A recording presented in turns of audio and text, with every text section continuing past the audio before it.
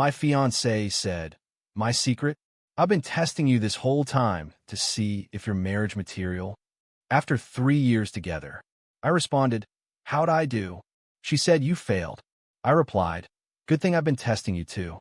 You also failed. When she realized I was serious and the ring was already returned. Original post. I, 29 male, was having dinner with my fiancée, 27, at this Italian spot downtown when she dropped the bomb. "I need to tell you something," she said, putting down her fork. "I've been testing you, this whole relationship, to see if you're marriage material." I just stared at her. "Remember when I needed $2,100 for my friend's bachelorette trip to Nashville? When I asked you to pay off my credit card that one time? When I said you couldn't go to your mom's birthday because I needed you home?" Yeah, tests. All of them. To see if you'd be a good provider, if you'd prioritize me, if you were serious about us. The waiter brought dessert. I didn't touch it. And I asked. She looked almost disappointed. "You failed. You questioned the Nashville thing. You only paid half my credit card. You went to your mom's birthday anyway after I asked you not to. You're too independent. I need someone who puts me first without thinking about it." Something clicked in my brain. Cold clarity. "How'd I do?" I asked. "Overall score." "I just told you. You failed." I nodded, pulled out my phone, opened my notes app, turned it toward her. "Good thing I've been testing you too." Her face went blank. "What? You think you're the only one paying attention?" I started documenting around month 3 when you threw a tantrum because I wouldn't skip work to drive you to a nail appointment. That's not. Nashville trip.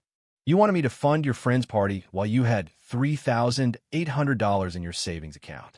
I checked when you left your banking app open. Test result, financially manipulative. Her mouth opened. Nothing came out. The credit card. You racked up $1,900 buying clothes and then cried that you couldn't make minimum payments. I paid $950 as a one-time thing. 2 weeks later, you bought a $400 purse. Test result, fiscally irresponsible and dishonest. You're twisting everything. My mom's 60th birthday. You pretended to have a panic attack to make me stay home because you needed me. I went anyway, and you were fine. Posted on Instagram the whole time I was gone. Test result, emotionally manipulative. She was turning red. You've been documenting me? 73 incidents over 34 months. Every tantrum, every manufactured crisis, every time you punished me with silent treatment for having boundaries. This is insane. You want your overall score? I scroll through my phone. You failed. Massively. And I returned the ring yesterday morning. Got $7,800 back. Full refund. Her eyes went wide. You can't just. Already did. We're done. I stood up, dropped $60 cash on the table for my half-plus tip, and walked out. She started blowing up my phone before I even got to my car. By the time I got home 20 minutes later, I had 14 missed calls and a text. "You're not breaking up with me over text. Come back now."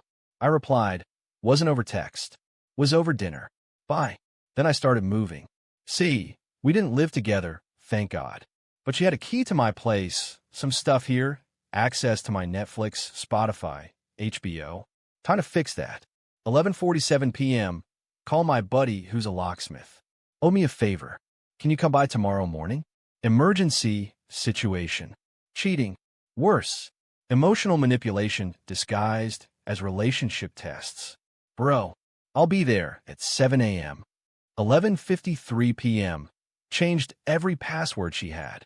Logged her out of everything. 12:04 a.m. Packed all her stuff. Wasn't much. Some clothes, toiletries, a hairdryer, couple books. Put all in 2 boxes by the door. 12:31 a.m. She showed up. Started pounding on the door. "Open up. We need to talk." I opened the door with the chain on. "No, we don't. You can't just end 3 years like this. You ended it when you told me I failed your tests. I'm just accepting your evaluation. Your stuff's in boxes. Take them. I'm not taking anything. Let me in." Not happening. This is MY apartment 2. No, it's not. Your name's not on the lease.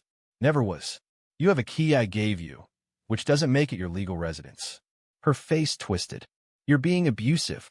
Using words you don't understand doesn't make them true. Take your boxes or don't. Locks change at 7 a.m. tomorrow. I closed the door.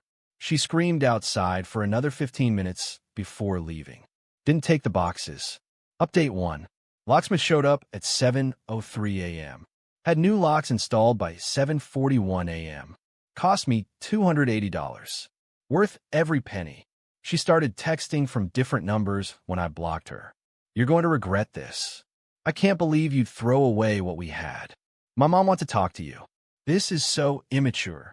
Ignored all of it. That afternoon, she showed up with her mom and sister. I watched through my security camera as they knocked for 10 minutes. Didn't answer. Her mom called my phone. I let it go to voicemail. She left a 3-minute message about commitment and working through problems and how her daughter deserves better than this. That evening, her best friend texted me a paragraph about how I humiliated my ex at a restaurant and she's devastated. I replied, she told me she'd been running psychological tests on me for 3 years and I failed. I told her the feeling was mutual. That's not humiliation, that's honesty. No response. Day 3, my ex tried a new approach.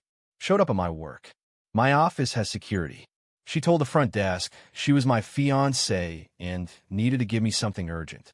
Security called my extension. There's a woman claiming to be your fiancée with an urgent delivery. Ex-fiancée as of 3 days ago. I don't want to see her. Please have her leave. She's insisting. I went down to the lobby, not to talk to her, but to make sure security knew this wasn't welcome. She was standing there with flowers. Roses. My favorite, they weren't. We need to talk, she said. No. Leave. You didn't fail the tests. I was wrong. I was just scared in. Stop. You told me your honest assessment. I believed you. Now I need you to leave my workplace. But I love you. You love the idea of someone who'd fund your lifestyle without question. That's not me. Security, please escort her out. The guard stepped forward. She started crying. You're really doing this? In front of everyone. You showed up at my job uninvited. You did this. Leave. She left, but not before yelling, you'll be sorry, in the lobby. 3 coworkers saw it. Embarrassing for both of us, honestly. That night, I got a Venmo request. From her. For $4,500. Description. Emotional damages plus time wasted plus half the ring cost. I screenshot it, saved it in a folder, and declined it. She sent another request for $6,000 30 minutes later. You owe me for 3 years. Declined. Blocked her on Venmo. Here's where the family got involved hard. Her sister called me from a blocked number. You need to fix this. She's falling apart. She told me I failed her tests. What exactly am I supposed to fix? She didn't mean it like that. She was trying to communicate her needs. By lying and creating fake crises for 3 years? That's not communication. That's manipulation. You're being so dramatic. Every girlfriend tests their boyfriend. Then, every girlfriend can deal with their boyfriend leaving when they find out. I'm not interested in someone who treats relationships like experiments. She might hurt herself. That made me pause. If you genuinely believe she's a danger to herself, call 911. But you're not going to guilt me into taking back someone who spent years lying to me. I hung up. 2 days later, her mother showed up at my apartment building. Waited in the lobby until someone let her into the building. Came to my door. I didn't answer. She knocked for 20 minutes. Started yelling through the door. My daughter is broken because of you. You broke her heart over nothing. She was trying to build a future, and you abandoned her. I called building security. There's a woman in the hallway harassing me. She doesn't live here. Can you please remove her? They came up, escorted her out. She was screaming about me the whole way down the hall. My neighbors definitely heard that. But here's where it got weird. My ex filed a police report claiming I stole jewelry from her. Said she'd left her grandmother's necklace at my place, and I was refusing to return it. 2 cops showed up at my door 3 days later. Sir, we have a report you're withholding property. I'll let them in. Show them the boxes of her stuff I'd packed, still sitting by the door. Everything she left is right here. She refused to take it. You're welcome to go through it. They did. No jewelry. She's claiming specifically a gold necklace with an emerald. I've never seen anything like that. She's lying. Why would she lie? Because we broke up, and she's trying to cause problems for me. Check her Instagram. I bet her grandmother's wearing that necklace right now. The younger cop pulled up her grandmother's profile. There it was, wearing the necklace in a photo from 2 days ago. Yeah, we're not pursuing this, the older cop said. Ma'am's making false reports. Can you tell her to stop? We'll have a conversation with her about filing false claims. After they left, I texted my ex from a Google Voice number. Filing false police reports is a crime. Stop. Her response, I don't know what you're talking about. I didn't reply, but I screenshot the exchange and saved it. Update 2. Week 2 was when the dirty tricks really started. My ex created a fake email pretending to be me and sent it to my boss. The email said I was dealing with personal issues and may need time off for mental health and apologize for any disruptions. My boss called me into his office. Did you send this? I read it. No, that's not even my email format. Check the sender address. It was from a Gmail account with my name, but random numbers. Obviously fake. Who would do this? My ex-fiancée. We broke up 2 weeks ago, and she's been escalating. I could provide documentation if you need it. Please do. I sent him screenshots of everything. The Venmo request, the false police report, the workplace visit, the text from different numbers. He forwarded it to HR. HR called me that afternoon. We're documenting this as harassment. If she contacts your workplace again, we'll pursue legal action. Good to have that backup. But she didn't stop. She started leaving 1-star reviews on my business's Google page. I run a small consulting side business. 7 reviews over 2 days, all from obviously fake accounts with names like disappointed client and victim of fraud. Unprofessional and dishonest. Took my money and disappeared. Emotionally abusive to women. Would give 0 stars if I could. I reported them to Google. Took 3 days, but they all got removed for violating TOS. Then her friends started a coordinated attack. 5 different people messaged me the same day with variations of, you know what you did was wrong, and she deserves an apology. I didn't respond to any of them. But one of them, her college roommate, went further. Posted on Facebook. Watching someone I love go through heartbreak because her ex is a narcissist who punished her for being honest about her feelings. Men really can't handle emotionally intelligent women. If you know my full name, maybe remind him that gaslighting is abuse. Tag me. Tag my family members she could find. Tag mutual friends. My brother saw it first. Call me. Wanting to handle this. No, I'll handle it. I commented on her post publicly. Hi, roommate's name. Since you've made this public and tagged my family, here's some context. My ex told me she'd been testing me for 3 years by creating fake crises to see if I'd prioritize her without question. She told me I failed her tests. I told her I'd been documenting her manipulative behavior, and she failed mine. Since then, she's filed a false police report, tried to get me fired, sent fake Venmo charges, and harassed me at work. I have documentation of all of this. Maybe ask your friend for the full story before calling someone you don't know a narcissist, an abuser on social media. I attached screenshots, the Nashville money demand, the credit card situation, her text about me abandoning her for going to my mom's birthday. The post got 43 comments before she deleted it, but people screenshot it. It spread. Suddenly I was getting messages from mutual friends. Dude, I had no idea, and she told us you were controlling, and holy shit, she lied about everything. The narrative was shifting. She was losing the PR battle. That's when her mom tried to escalate legally. I got a letter from a lawyer's office demanding return of all gifts she gave me during the relationship, $3,700 value. Compensation for emotional distress, $5,000. Payment for therapy costs she incurred, $2,400. Total, $11,100. The letter gave me 10 days to respond, or they'd file suit. I called my cousin who's a lawyer. She read the letter and laughed. This is the weakest demand letter I've ever seen. Gifts aren't legally recoverable. Emotional distress requires proving intentional infliction, which she can't do. And therapy costs? Please, what should I do? I'll respond. Pro bono. This is too fun to charge you for. Her response letter was beautiful. Your client initiated the relationship dissolution by informing my client he had failed her multi-year psychological testing. My client's response was to accept this assessment and terminate the relationship. Your client has since engaged in a pattern of harassment including workplace interference, false police reports, defamatory social media posts, and numerous unwanted contacts. My client has extensive documentation of these behaviors. Regarding your demands, gifts are not legally recoverable under state law. No intentional infliction of emotional distress occurred. Therapy costs incurred after a mutual breakup are not recoverable damages. My client demands your client immediately cease all contact. Continued harassment will result in a restraining order and potential legal action for defamation, harassment, and malicious prosecution. My client will not be responding to further frivolous demands. We never heard back from that lawyer. But my ex didn't quit. She showed up at my gym, just watching from the cardio area while I lifted weights. Made eye contact. Smiled. It was creepy as hell. I told the gym manager, "That woman is my ex. We broke up 3 weeks ago. She's here to watch me, not work out.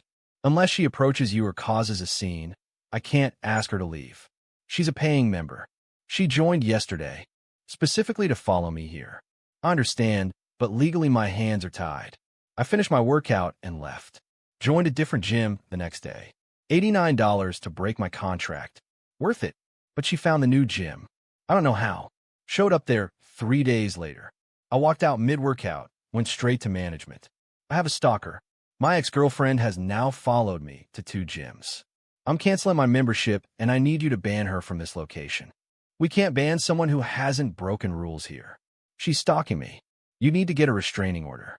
Then we can enforce it. Fine. Time to get a restraining order. Final update. I filed for a restraining order. In my state, you need to prove credible threat or pattern of harassment. I had false police report documented. Workplace harassment documented. Fake email to my boss documented. Fake Google reviews documented. 2 gyms she'd followed me to documented. Threatening texts from multiple numbers documented. Showing up at my apartment building after being told to leave documented. My cousin helped me prepare everything. We had a 3-inch binder of evidence. The hearing was scheduled for 2 weeks out. Temporary order was granted immediately, meaning she had to stay 100 yards away pending the hearing. She violated it within 24 hours. Showed up at my office building. Security called the cops. She got arrested. The hearing was incredible. She showed up with her mom and a lawyer. Looked like she'd been crying. The sympathy play. Judge asked her to explain why she'd been contacting me. "Your Honor, we were together for 3 years. I love him. He broke up with me out of nowhere, and I just wanted closure." My cousin stood up. "May I present evidence, Your Honor?" She handed the judge the binder. Tab 1. The restaurant conversation where my ex told me I failed her tests. Tab 2. Timeline of harassment incidents. Tab 3. Screenshots. Tab 4. Police reports. Tab 5. Arrest record from violating the temporary order. Judge spent 10 minutes reading. His expression shifted from neutral to annoyed to disgusted. "Ma'am, you told him he failed relationship tests you'd been conducting for 3 years. I was trying to communicate, and when he broke up with you, you filed a false police report about jewelry. That was a misunderstanding. You followed him to 2 gyms? I didn't follow him, You sent fake emails to his employer?" Her lawyer touched her arm. She went quiet. Judge looked at me. "Sir, you have a credible fear for your safety?" "Yes, Your Honor." She won't accept that the relationship is over.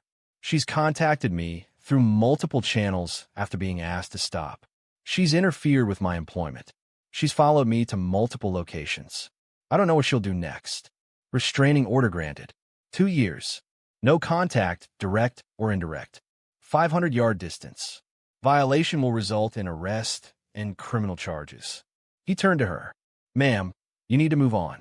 This relationship is over. Your behavior is not romantic, it's criminal. 1 more violation and you'll be facing serious charges. Do you understand?" She was crying. "Yes. And you're lucky he's not pressing charges for the false police report. Get therapy. Leave this man alone." Outside the courthouse, her mother tried to approach me. My cousin stepped between us. "The order includes you. Stay back. He's ruining her life. She ruined her own life. Walk away." They left. I stood there for a minute, just processing. It was done. Finally done. That was 6 weeks ago. I've had zero contact since.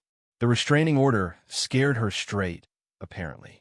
Heard through mutual friends who've mostly sided with me after seeing the evidence that she's moved back to her hometown 2 hours away, living with her parents, working retail. Her friend group imploded after they learned she'd lied about everything. Her college roommate who made that Facebook post, she apologized to me privately, said my ex had manipulated her version of events, and she felt terrible.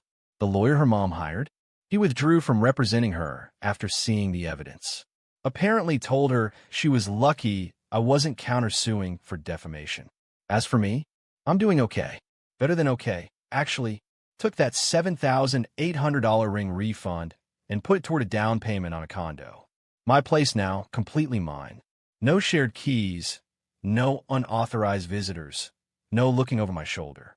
Started seeing a therapist, not because I'm broken, but because 3 years of hidden manipulation does something to your ability to trust. She's helping me spot red flags earlier. My brother set me up on a date last week. Went okay. Nothing serious, but it was nice to have a normal conversation with someone who didn't ask me to fund their friend's party as a test. Works good. My business recovered from the fake reviews and actually got more clients after the situation went public. Turns out people respect someone who documents everything and handles harassment legally. Funny thing, I got a message last week from my ex's sister.